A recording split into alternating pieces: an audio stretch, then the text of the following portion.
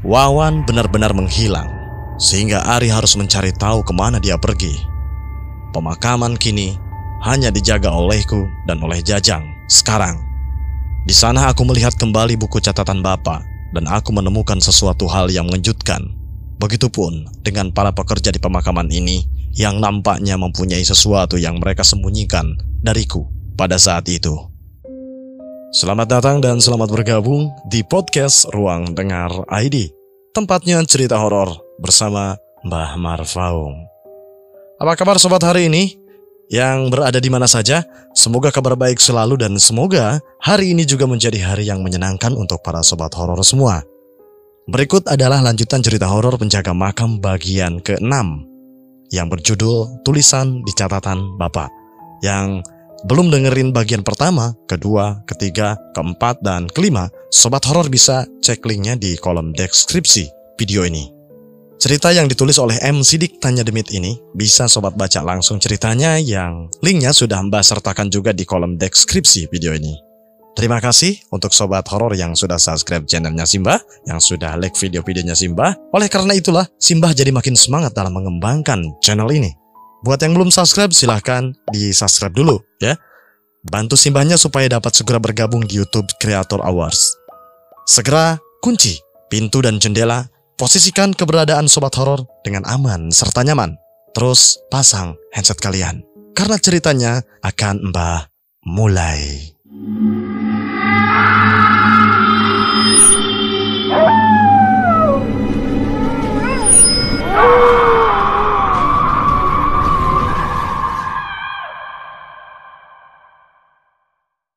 Jal! Bangun Jal! Aku terbangun akibat ada seseorang yang sedang mengetuk pintu di pagi itu. Ketukan itu begitu keras sehingga aku langsung membuka mata dan bergegas ke arah pintu kamarku yang tertutup rapat di sana. Ri, ada apa? Tanyaku. Ari yang berada di depan pintu langsung mengangkat tangannya agar aku segera mengikutinya. Tak lama kemudian, dia langsung melangkah ke arah pintu mes sambil tergesa-gesa di pagi itu. Wajahnya terlihat sangat pucat, seperti ada sesuatu yang terjadi di luar sana yang tidak aku ketahui di pagi itu. Seketika, aku pun langsung berlari menyusulnya, mencari tahu kenapa dia membangunkanku di pagi buta seperti ini. Ari pun seketika membuka pintu mes. Hawa dingin yang menusuk dari arah luar langsung aku rasakan ketika dia membuka pintu tersebut. Cepetan Jal!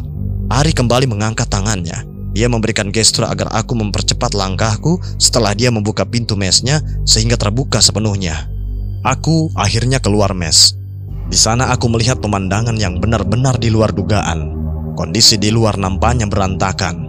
Meja dan kursi tempat kita duduk ketika sedang istirahat mendadak terbalik, seperti ada yang membantingnya dengan keras ke arah tembok ruangan CCTV. Begitu pula dengan pintu ruangan CCTV yang terbuka dengan lebar. Dengan semua barang-barang yang ada di dalamnya berantakan tak beraturan. Lampu yang seharusnya menerangi ruangan CCTV jatuh dan pecah ke lantai, sehingga di dalam sana hanya ada layar CCTV yang menyala dengan keadaan yang buram, seperti ada sesuatu yang terjadi terhadap Wawan yang tidak kita ketahui pada malam itu. Aku sedikit menggelengkan kepala. Bahkan aku mempertanyakan kenapa bisa terjadi hal yang seperti ini kepada Wawan. Tak lama kemudian, tepat dari arah gerbang, aku melihat Jajang yang datang sambil mengangkat kunci gerbang yang dia bawa. Dia berkata bahwa dia menemukan kunci gerbang ini menggantung begitu saja di bawah sana. Dan ketika diketemukan pun, gerbang yang seharusnya tertutup rapat kini terbuka lebar, seperti ada seseorang yang keluar pada malam itu. Sebenarnya, apa yang terjadi kepada Wawan di malam tersebut? Aku, Jajang, dan Ari saling pandang satu sama lain. Jalan pikiran kita semua buntu, apalagi melihat kerusakan yang terjadi, yang mungkin saja baru kali ini terjadi. Apa mungkin ini ada hubungannya dengan hantu wanita buta yang kamu temui itu, Jal? Tanya Ari yang mencoba mencari tahu atas apa yang terjadi dengan Wawan yang kini menghilang. Jajang yang mendengarkan hal itu hanya terdiam. Begitu pula denganku pada saat itu. Semuanya tidak masuk akal, karena hantu wanita buta yang aku temui tidak sampai masuk ke dalam ruangan CCTV dan merusak semua yang ada di dalamnya.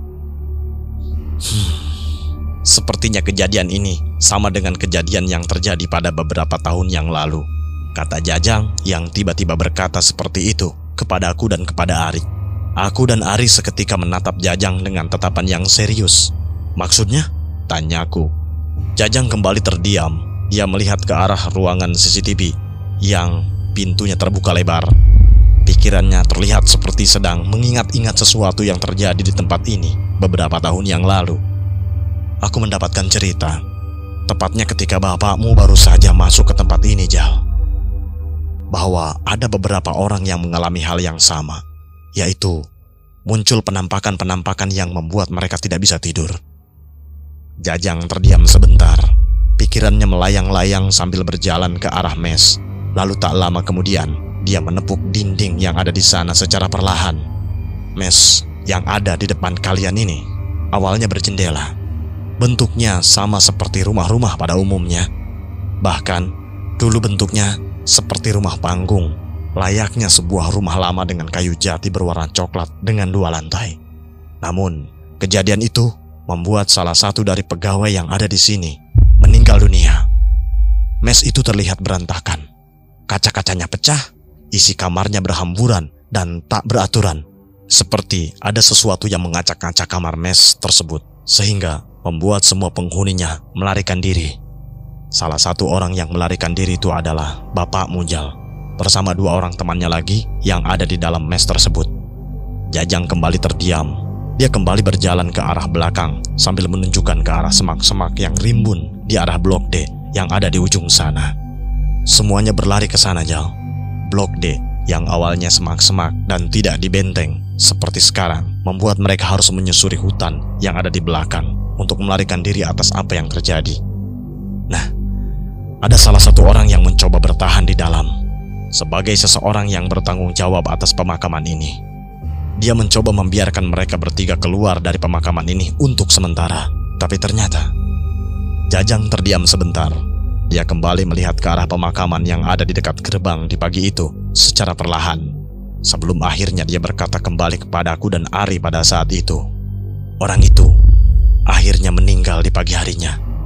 Dan Pak Peri selaku pemilik pemakaman mencoba membungkam hal tersebut.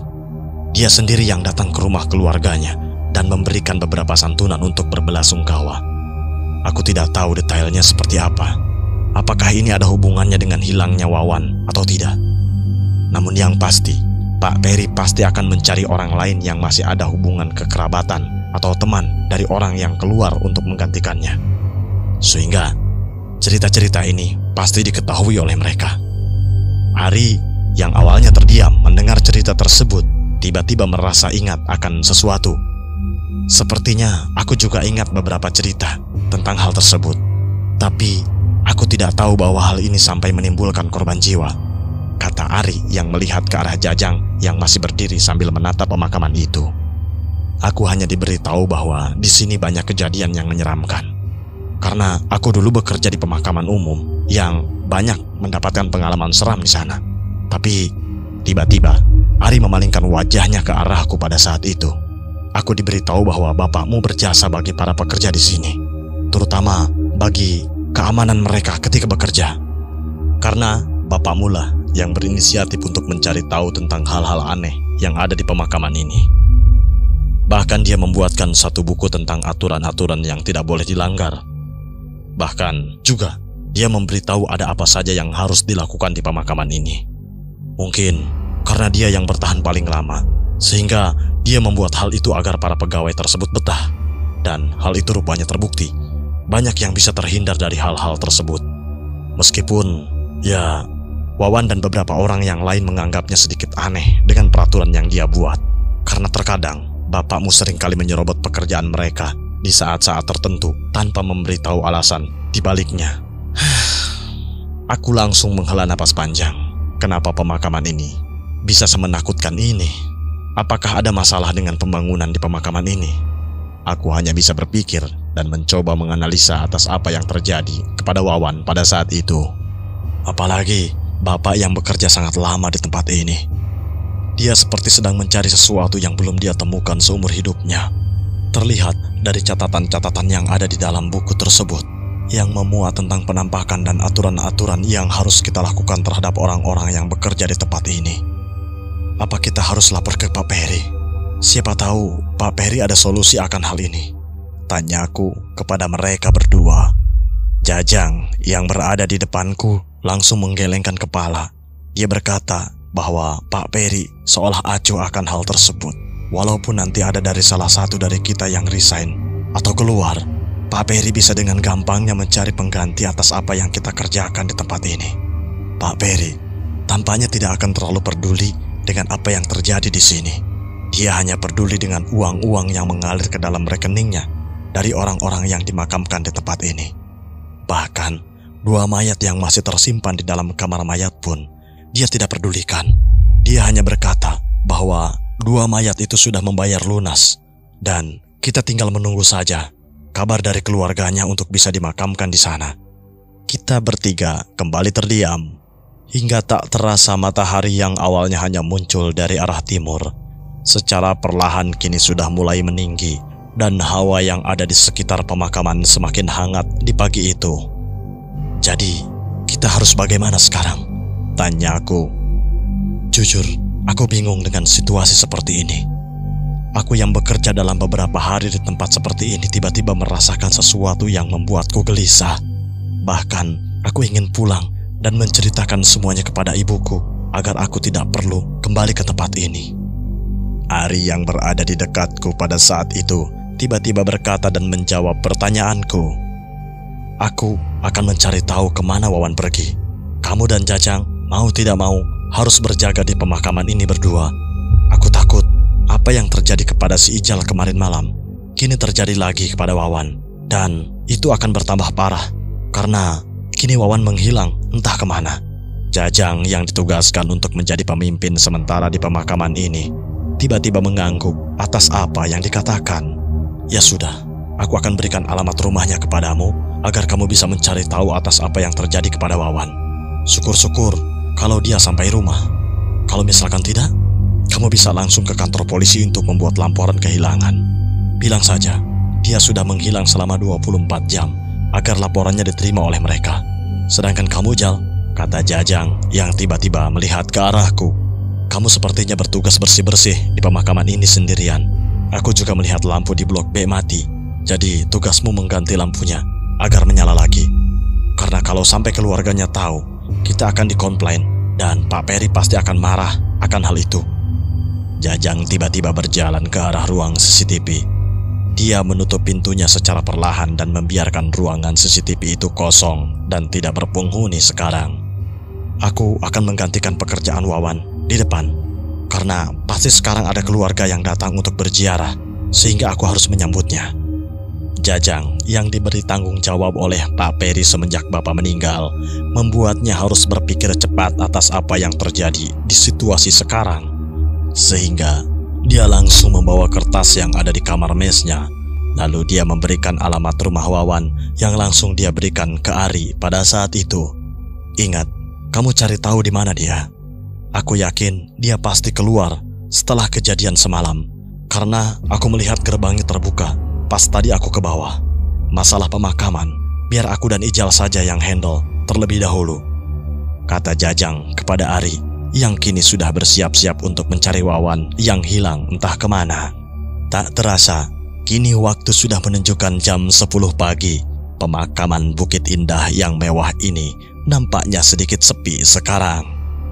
Yang hanya ada hamparan pemakaman yang luas hingga ke ujung dengan beberapa orang yang datang untuk berziarah di pemakaman yang luas ini. Aku kini duduk di blok C, tepatnya di 2 makam yang kosong tempat kita beristirahat kemarin bersama Ari. Entah mengapa, tempat ini seperti tempat yang enak untuk aku duduk dan beristirahat. Posisi blok C yang lumayan tinggi membuat aku bisa melihat semuanya dari atas sana. Aku duduk di sini sendirian dan hanya ditemani oleh buku catatan Bapak, juga 1 makam tanpa nama yang ada di samping 2 makam kosong itu.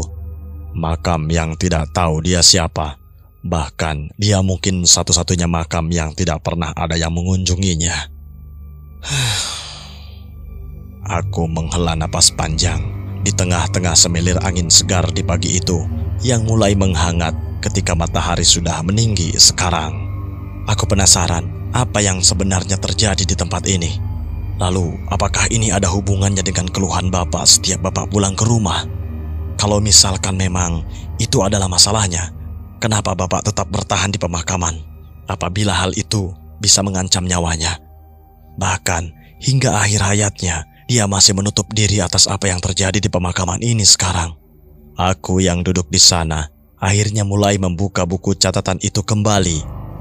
Isinya adalah coretan-coretan tentang apa yang terjadi di dalam pemakaman mewah ini.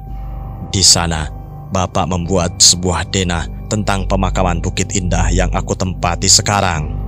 Lalu, di denah tersebut, aku juga bisa melihat siapa saja yang dimakamkan di pemakaman ini. Bapak menuliskan semuanya dengan sangat rapi. Dari blok A, blok B, blok C, dan blok D yang baru terisi sebagian.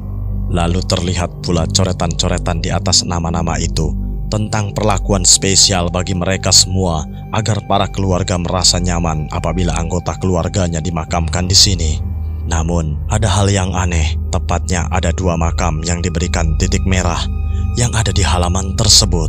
Yang satu adalah makam yang ada di sebelahku, sebuah makam tanpa nama yang bahkan di tulisan Bapak pun tidak ditulis siapa namanya. Lalu, ada satu lagi di salah satu makam di dekat gerbang depan. Bahkan di sana ada tulisan kecil yang berwarna merah yang samar sehingga aku sedikit kesusahan untuk membacanya.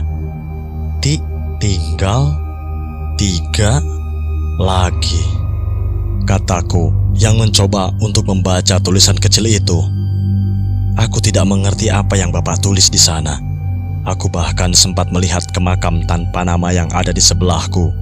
Aku berpikir bahwa Bapak sengaja menandai 2 makam ini karena makam ini sepertinya tidak mempunyai identitas. Namun, aku tidak mengetahui tentang arti dari tulisan kecil yang Bapak tulis di sini. Aku akhirnya mengembalikan halaman di dalam buku tersebut. Di sana, aku melihat beberapa coretan kecil tentang para pekerja, tentang pembagian shift, lalu tentang siapa-siapa saja pekerja yang keluar dan masuk untuk bekerja di pemakaman ini. Aku melihat pembagian shift yang Bapak tulis. Di sana aku melihat jadwal Bapak untuk bekerja dan libur yang bergantian di setiap minggunya. Namun, ada hal yang aneh ketika aku melihat jadwal Bapak. Terlihat di sana bahwa Bapak selalu mendapatkan jadwal yang double ketika di hari Kamis malam di awal bulan. Bapak selalu berjaga malam selama beberapa hari hingga hari Minggu di sana, dan baru diganti oleh pekerja lain di malam Senin. Hal itu membuatku terdiam. Pikiranku melayang-layang kembali akan kepembagian shift ini. Ketika aku memikirkan hal itu dan menyambungkannya dengan apa yang terjadi kepadaku pada beberapa malam yang lalu, tiba-tiba, astaga, aku tiba-tiba bergumam sendiri. Wajahku mendadak sedikit panik seketika aku membuka halaman itu. Halaman yang dimana berisi dari hantu-hantu yang Bapak temui ketika dia sedang bekerja di sini. Pandanganku tiba-tiba terhenti di hantu wanita blok D yang aku lihat. Lalu, aku kembali melihat catatan Bapak yang acak-acakan di sana, yang ditulis bahwa hari Kamis setiap awal bulan, semua pekerja wajib menghindari wanita yang muncul di blok D. Aku mendadak terdiam. Pikiranku semakin melayang-layang ketika aku kembali melihat jadwal Bapak yang di sana. Dia harus berjaga malam selama beberapa hari. Apa mungkin karena kejadian yang terjadi kepadaku akan terjadi dalam beberapa hari, sehingga dia mencoba mengorbankan dirinya untuk jaga malam hingga hari Senin? Gumamku. Aku kembali terdiam. Aku di sana kembali ingat bahwa kejadian yang aku alami sepertinya dialami juga oleh Wawan. Namun aku tidak bisa memastikan bahwa itu adalah hantu wanita buta yang membuat Wawan menghilang hingga siang ini. Aku semakin terdiam ketika memikirkan hal tersebut. Apalagi setelah Bapak meninggal, pergantian shift yang seharusnya berjalan kini mulai berantakan. Aku sedikit menggelengkan kepala. Mataku fokus terhadap 2 halaman yang ada di buku tersebut. Buku tentang jadwal pergantian shift dan gambar tentang hantu wanita yang ada di blok D. Aku membolak-balikan dua halaman itu sambil mencoba mengingat-ingat apa yang terjadi kepada Wawan. Di sana, aku baru ingat bahwa Wawan pernah berkata kepadaku bahwasannya Bapak dengan seenaknya merubah jadwal shiftnya dan menyuruh dirinya untuk berada di dalam mes pada malam hari. Mungkin Bapak sepertinya tahu atas kejadian menyeramkan tersebut, sehingga dia mencoba untuk menahan Wawan di mes agar tidak mengalami hal yang mengerikan itu ketika sedang berjaga malam. Terbukti di halaman sebelumnya ada salah satu jadwal shift yang penuh dengan coretan. Bahkan di kotak-kotaknya yang kosong diisi oleh beberapa nama dan dicoret beberapa kali, seperti sedang mencari jadwal yang tepat untuk para pekerja di sini. Aku sedikit mengerti sekarang. Berarti Bapak memang mengetahui sesuatu yang aneh di tempat ini. Bahkan mungkin dia sendiri tahu tentang hantu di blok D yang menjadi hantu wanita buta yang aku alami beberapa malam yang lalu. Tapi apa yang sebenarnya dia cari? Dan kenapa dia bertahan sampai seperti ini? Apakah ini ada hubungannya dengan mereka yang meminta tolong agar dipindahkan dari pemakaman ini? Tapi kenapa mereka semua meminta tolong kepada Bapak? Apalagi aku yang baru bekerja di sini pun mendapatkan hal-hal aneh tentang mereka yang ingin dipindahkan. Pikiranku mendadak buntu kembali. Buku yang ada di sana belum cukup bukti, karena seperti ada sesuatu yang terlewat ketika aku membolak-balikan buku itu. Aku belum mengetahui kenapa mereka sangat ketakutan. Bahkan dua mayat yang ada di ruangan mayat di ujung sana pun seperti ingin meninggalkan ruangan mayat dan terlihat tidak mau jasadnya berada di dalam sana. Aku kembali menghela napas panjang sambil membuka halaman tentang hantu wanita di blok D yang pernah aku lihat. Aku yang masih penasaran oleh sebuah gambar hantu wanita buta yang aku lihat kemarin. Aku sempat membalik halamannya, namun aku tidak menemukannya kembali hingga sekarang. Hanya ada satu tulisan terakhir di tengah-tengah buku tulis itu. Mungkin itu adalah tulisan akhir Bapak yang bertuliskan, "Semoga semuanya selesai di akhir bulan ini." Karena belum sempat aku membaca hingga selesai, tiba-tiba salah satu peziarah yang datang memanggilku pada saat itu. Pak, bisa minta tolong Pak?" katanya sambil berteriak. Seketika, aku langsung mencari asal suara tersebut. Wajah serius yang aku perlihatkan ketika aku membuka buku itu tiba-tiba berubah menjadi sebuah senyuman. Aku pun langsung menyimpan buku itu tepat di atas makam tanpa nama yang ada di sebelahku. Dan tak lama kemudian, aku langsung menghampiri mereka yang sedang meminta tolong kepadaku pada saat itu. Semilir angin yang berhembus di pemakaman itu menyertai aku ketika sedang berlari ke arah mereka. Begitu pula dengan buku yang aku simpan di sana. Buku catatan Bapak yang aku simpan tiba-tiba tertiup oleh semilir angin yang hangat sehingga dia terbuka kembali dengan sendirinya pada saat itu. Namun, entah mengapa buku itu terhenti tepat di halaman yang berisi tulisan Bapak yang terakhir, di mana di sana ada sebuah tulisan, "Semoga semuanya selesai di akhir bulan ini, karena aku sudah tahu di mana ketiga yang hilang itu berada." Tapi secara tiba-tiba ada sebuah darah merah yang mencoret tulisan, "Aku sudah tahu di mana ketiga yang hilang itu berada." Dan seketika tulisan itu berganti dengan sebuah tulisan, "Semoga semuanya selesai di akhir bulan ini, karena kalau tidak, semuanya akan mati."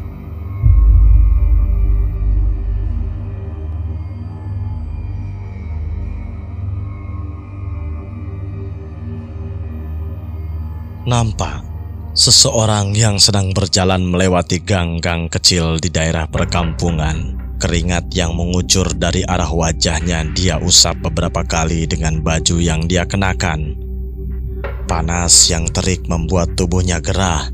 Apalagi perjalanan yang dia lalui membuat dirinya beberapa kali berhenti untuk beristirahat sambil melanjutkan perjalanan.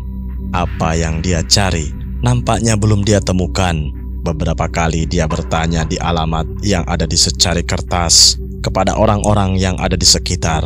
Beberapa kali pula dia menaiki mobil angkot dan turun di beberapa tempat agar bisa cepat sampai ke tempat yang dituju. Hingga tepat di jam 1 siang, akhirnya dia sampai di salah satu rumah yang ada di ujung perkampungan. Rumah itu nampak berbeda dengan rumah-rumah yang lain. Halamannya yang luas dengan 2 rumpun bambu yang ada di sisi kiri dan sisi kanannya membuat rumah itu nampak sedikit sejuk. Di sana nampak seorang nenek yang duduk sambil membawa sapu kecil di tangannya. Dia seperti sedang duduk dan menikmati usia senja di depan rumahnya di siang itu. Akhirnya, orang tersebut mendekat dan bertanya atas apa yang dia lihat di dalam secari kertas yang dia bawa. "Punten, permisi, apakah ini benar rumah Wawan?" tanyanya. "Aku Ari, Nek. Sekarang lagi nyari Wawan karena hari ini dia tidak bekerja." Ari mencoba bertanya kepada nenek itu. Lalu nenek itu tersenyum ketika melihat Ari yang mendatanginya. "Wawan mah ada di dalam, Cuk. Dia lagi di dalam kamar dan sedang beristirahat," kata nenek itu sambil tersenyum. "Kamu lebih baik tunggu dulu di sini. Biar aku bangunkan dulu Wawannya, ya?" Ari mengangguk ketika nenek itu perlahan berdiri dan berjalan masuk ke dalam rumah pada saat itu. Bersamaan dengan itu, Ari duduk di sana dan melihat pemandangan rumah Wawan yang terlihat asri di siang itu. Setelah beberapa saat, nenek itu kembali dengan secangkir teh hangat yang dia bawa. Umur yang sudah tua membuat cangkir yang dia bawa bergetar, sehingga Ari dengan sigap berdiri dan membawa teh hangat itu agar tidak tumpah. "Ditunggu dulu ya, Wawannya baru bangun. Biarkan dia tenang dulu, karena dia terlihat ketakutan ketika pulang," tanya nenek itu. Kemudian, nenek itu tiba-tiba duduk kembali di dekat Ari. Dia melihat ke arah Ari dengan seksama, namun secara tiba-tiba wajahnya langsung serius ketika sedang melihat Ari pada saat itu. Dia seperti sedang melihat Ari dengan perasaan yang berbeda sekarang. "Kamu sebaiknya pergi juga seperti Wawan." Nenek itu tiba-tiba berkata seperti itu kepada Ari, dan Ari pun nampak kaget ketika nenek itu berkata seperti itu kepadanya. Jangan menuruti sesuatu yang salah. Alih-alih menyelamatkan semuanya, akhirnya kamu akan celaka, katanya dengan nada yang serius. Aku memberitahu hal ini karena kamu pasti akan menanyakan hal yang terjadi kepada Wawan. Bahkan kamu akan mengajak Wawan kembali lagi. Nenek itu sempat berpaling sebentar ke arah rumah. Dia seperti sedang melihat Wawan yang belum keluar dari kamar di hari itu. Aku dari dulu tidak setuju Wawan kerja di sana. Lebih baik dia tinggal di sini, mengurus rumpun bambu ini untuk dijual. Tidak apa-apa hasilnya sedikit juga, daripada harus berurusan dengannya. Alih-alih memaksakan diri karena gaji yang didapatkan besar, akhirnya dia kena batunya juga. Nenek itu seketika mengangkat tangannya. Lalu tak lama dia memegang tangan Ari yang ada di dekatnya. Wawan pasti akan bercerita. Aku sudah bilang untuknya menceritakan semuanya. Mungkin kamu tidak akan percaya atas apa yang dia katakan, karena aku melihat masih ada keraguan atas apa yang kamu ketahui. Kalau kamu sudah mengetahui semuanya dan kamu masih tidak percaya atas apa yang dia katakan, kamu bisa membuktikannya bahwa apa yang dikatakan oleh Wawan adalah benar-benar terjadi tanpa kalian ketahui. Jadi, lebih baik kamu membiarkan saja hal itu berjalan sebagaimana mestinya. Dan kamu lebih baik mundur dari sana daripada memaksakan diri untuk mencari tahu semuanya yang sudah pasti terjadi di tahun itu seperti saudaramu yang lain. Pemakaman Bukit Indah yang terlihat mewah dari luar gerbang kini terlihat sepi dari pengunjung.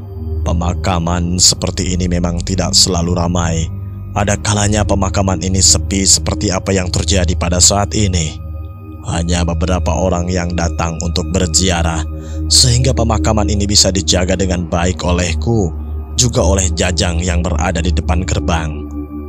Matahari yang awalnya meninggi, kini mulai turun secara perlahan di ufuk barat. Warnanya yang awalnya terang, kini mulai redup dan memancarkan sinar berwarna kemerah-merahan. Aku yang duduk di salah satu kursi yang berada di dekat mes butuh waktu 1 jam bagiku untuk membereskan semua kekacauan yang terjadi pada malam itu. Aku hanya memandang dinding tembok yang menjulang tinggi di sini, bersamaan dengan gerbang depan yang secara perlahan mulai dikunci rapat oleh Jajang yang ada di depan sana. Namun, hingga sore ini, aku sama sekali tidak melihat Ari. Mungkin dia masih mencari Wawan yang masih menghilang hingga saat ini. Entah apa yang terjadi kepadanya, namun aku yakin dia mendapatkan sesuatu yang menyeramkan sama sepertiku, sehingga dia keluar dari pemakaman tersebut. Jal! Jajang tiba-tiba berteriak dari arah gerbang. Dia berjalan sendirian melewati batu nisan yang berjejer hingga ke tempatku duduk pada saat itu. Sedangkan aku hanya mengangkat salah satu tanganku sambil memandanginya dari sana. Kunci gerbangnya gak dibawa? Tanyaku. Jajang hanya menggelengkan badannya. Dia berkata bahwa sengaja menyimpan kunci gerbangnya di pos depan. Lalu dia menulis pesan dan menempelkannya di kaca depan untuk Ari yang mungkin saja pulang pada malam ini. Jajang pun akhirnya duduk di dekatku. Dia menyalakan rokok yang dia bawa dan menghisapnya beberapa kali sambil melihat pemandangan yang berupa pemakaman yang membentang luas ke bawah. Wangi rokok itu sangatlah harum. Sepertinya dia meracik sendiri rokok tersebut, sehingga wanginya sedikit berbeda dengan rokok-rokok yang ada di warung. Baru kali ini ada kejadian yang bikin si Wawan kabur, kata Jajang sambil menghisap rokoknya. Biasanya si Wawan itu nggak pernah takut. Bahkan dia berani benerin listrik di gudang dekat kamar mayat malam-malam tanpa takut ditampakin penghuni sini. Mungkin karena dia terbiasa dengan hal itu. Bahkan rumahnya saja berada di ujung kampung, yang bikin orang enggan kalau melewati rumahnya ketika malam. Aku hanya terdiam ketika dia berbicara seperti itu. Jajang beberapa kali menghisap rokoknya sambil memandangi langit sore yang mulai redup secara perlahan. Malam ini kita tidur saja di mes masing-masing, Jal. Jangan ada satupun yang keluar mes, karena aku takut ada kejadian lagi seperti kemarin. Masalah si Ari, paling kalau pulang pun dia memutuskan untuk tidur di pos depan. Sengaja aku nggak kunci gerbangnya, biar pas subuh tiba dia bisa masuk ke dalam. Jajang menghisap rokok itu hampir setengahnya, lalu tak lama dia melemparkannya ke bawah dan membiarkannya menyala begitu saja di tanah. Tak lama dia kembali mengambil rokoknya, namun kali ini dia mengambil rokok yang berbeda, seperti rokok biasa dengan aromanya yang khas. Dia menyalakan rokok itu kembali, lalu menghisapnya beberapa kali sebelum akhirnya berkata kembali kepadaku, "Semenjak kamu berkata bahwa kamu bertemu dengan hantu wanita buta dan Wawan yang menghilang tanpa sebab, aku lebih khawatir bahwa kejadian yang mengerikan akan kembali terjadi pada malam ini." Aku hanya mengangguk mendengar apa yang dikatakan oleh Jajang, karena apa yang Jajang katakan memang benar. Kejadian seperti ini akan terjadi dalam beberapa hari, seperti yang dilihat dari buku catatan Bapak yang kini aku bawa. Semuanya akan berakhir di malam Senin, seperti yang tertulis buku peninggalan Bapak, dan aku setuju apabila kita berdua tinggal di dalam mes tanpa ada seorang pun yang keluar pada malam ini hingga Senin malam.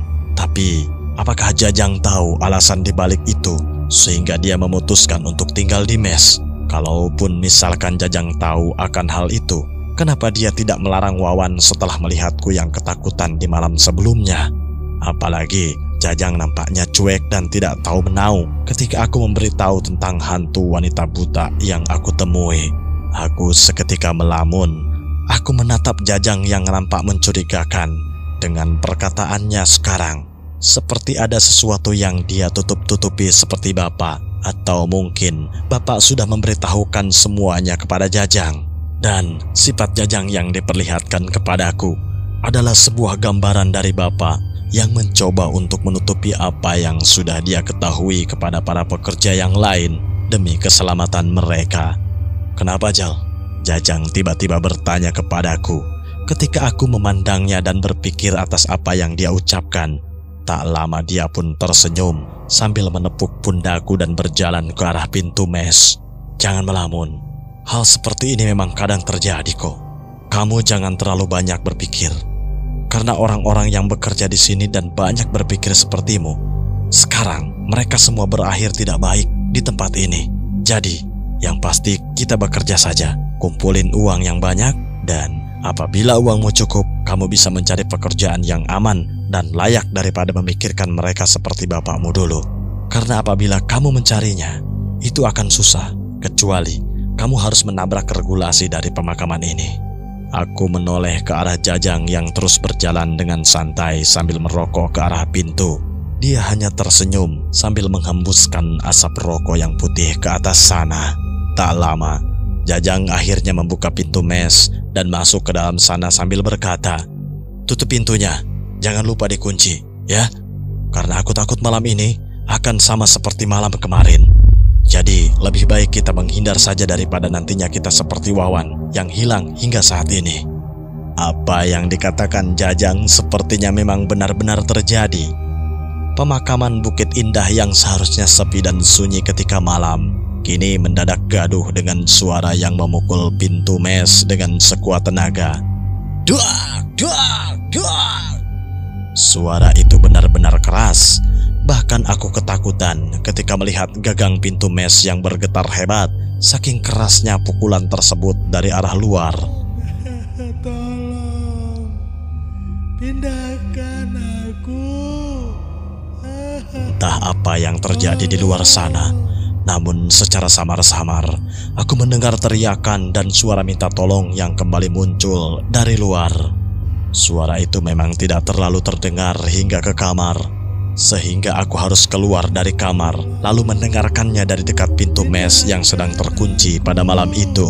Mereka seperti penghuni pemakaman yang merintih agar mereka bisa dipindahkan di tempat lain. Mereka seperti tidak mau dimakamkan di sini karena sesuatu, sehingga mereka mau tidak mau harus menghantui para pekerja agar mereka bisa meminta tolong akan hal tersebut. Aku hanya bisa diam di depan pintu mes yang berisik itu. Rasa takut seketika muncul ketika mendengar rintihan mereka yang semakin lama semakin banyak. Bahkan terdengar suara teriakan dari arah luar. Teriakannya yang melengking membuat aku seketika menutup telinga saking kerasnya suara tersebut. Lampu yang ada di lorong mes pun mendadak padam dan menyala kembali dalam beberapa detik. Entah apa yang terjadi kepada mereka, namun yang pasti mereka seperti kesakitan sekarang. Aku yang ketakutan akhirnya mengetuk pintu kamar Jajang agar aku bisa memastikan bahwa mes ini aman dari gangguan mereka. Namun ketika aku ketuk pintunya, sepertinya Jajang sudah jauh tertidur sehingga suaraku tak terdengar olehnya yang berada di dalam kamar. Mungkin hal ini sudah menjadi hal yang biasa dialami oleh Jajang, sehingga dia dengan santainya memejamkan mata di tengah-tengah suara ketukan keras dari pintu mes yang tertutup rapat itu. Aku yang baru pertama kali mendengarnya merasa khawatir jika nanti pintu itu akan terbuka dan mereka masuk ke dalam mes pada malam itu. Tapi aku mencoba menenangkan tubuhku pada saat itu dan berusaha untuk cuek atas apa yang terjadi di luar sana. Sehingga aku kembali berjalan ke arah kamar dan berusaha memejamkan mataku agar aku bisa terlelap tidur pada malam tersebut. Pemakaman Bukit Indah adalah suatu pemakaman yang mewah dengan fasilitas yang memadai. Namun di satu sisi ada misteri gelap yang secara bertahun-tahun ditutup-tutupi oleh pegawai di sana. Bagaimana tidak, mereka semua pasti akan mengalami hal yang menakutkan seperti ini ketika mereka sedang berjaga di malam hari. Apalagi Bapak sepertinya sudah mengetahui itu sehingga dia rela untuk berjaga di malam-malam tertentu agar teman-temannya tidak mengalami hal yang menyeramkan selama dia berjaga di sana. Namun kali ini ada sesuatu yang nampak berbeda di pemakaman. Tepat jam 2 dini hari, terlihat seseorang yang sedang membongkar salah satu makam yang ada di Blok C, yaitu makam tanpa nama yang menjadi penyebab Bapak meninggal pada saat itu. Dia mengangkat batu nisan itu dengan kedua tangannya, lalu melemparkannya ke arah lubang pemakaman yang belum terisi di sebelahnya. Tak lama kemudian, dia mulai menggali makam itu dengan alat yang dia miliki. Matanya terlihat tajam ketika dia menancapkan cangkul ke arah makam.